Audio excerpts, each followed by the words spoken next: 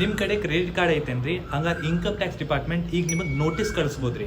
ಹೆಂಗೆ ಎಕ್ಸಾಕ್ಟ್ಲಿ ಬರೀ 3 ಸ್ಟೆಪ್ಸ್ ಒಳಗೆ ಎಕ್ಸ್ಪ್ಲೇನ್ ಮಾಡ್ತೇನೆ ನೋಡ್ರಿ.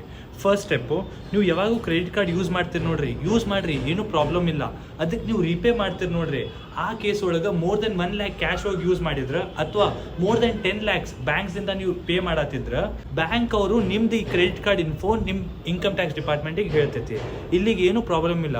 ಸೆಕೆಂಡ್ ಸ್ಟೆಪ್ ಒಳಗೆ ಪ್ರಾಬ್ಲಮ್ ಆಕೈತಿ.